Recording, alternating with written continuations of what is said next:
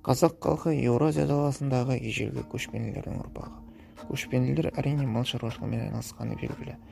Сол сияқты біздің ата-бабаларымыз да үй түліктерін бағумен айналысып тіршілік көзін тапқан. Біздің сол ата-бабаларымыз өздерінің мың жылдықтарға созылған тәжірибесі негізінде малды асылдандырып, дала селекциясымен айналысқан.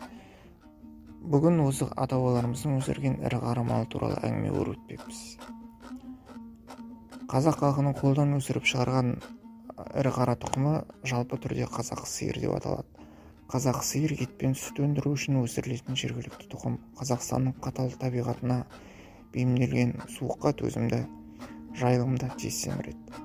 Қазақ сиыр аяқтары қысқа жатаған шағын денелі, түсі көбінесе қара қоңыр тарғыл болып келеді. Сүт өнімділігі төмен, бірақ сүті майлы. Қазақы сиырларды пайдалану нәтижесінде жоғары өнімді Қазақстан табиғатына бейімделген жаңа сиыр тұқымдары шығарылды. Олар Алатау сиыры, Әулиекөл сиыры, Әулиеата сиыры, қазақтың ақбас сиыры. Енді осы сиырлар туралы ақпарат берсек. Әулиеата сиыр тұқымы бұл сиырдың сүтті тұқымы болып саналады. Қазақстандағы жергілікті сиырды голланд бұқасымен будандастыру арқылы алынған. 1952 жылдан жеке сиыр қол тұқымы болып саналады. Түсі қара немесе қарала болып келеді. Алатау сиыр тұқымы бұл сүтті етті сиыр тұқымы. Ол Қазақстан мен Қырғызстанның жергілікті сиырын Швейц және Кострама сиырларымен будандастыру арқылы шығарылған.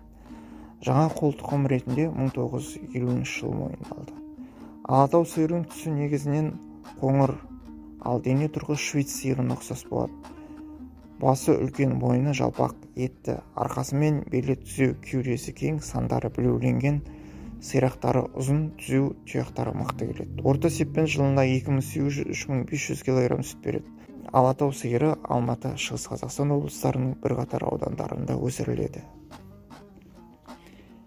Қазақтың ақбас сиыры бұл қазақтың брендіне айналған сиыр тұқымы.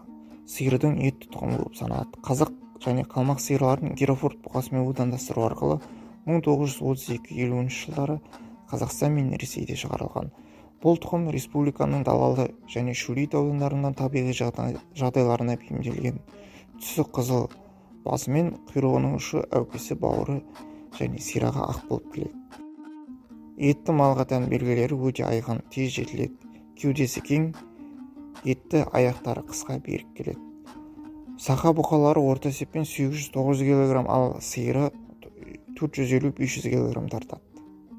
Әулиекөл сиыр тұқымы бұл сиырдың етті тұқымы болып саналады. Ол қазақтың ақбас сиыры тұқымын Абердин, Ангус және Шароли тұқымдарымен будандастыру жолымен алынған. Әулиекөл сиыры тез жетілгіш, жергілікті жағдайға тез бейімделгіш келеді. Қыста жүні қалың өседі. Қатал ауа райына көнбіс болады. Түсі ақшыл сұр.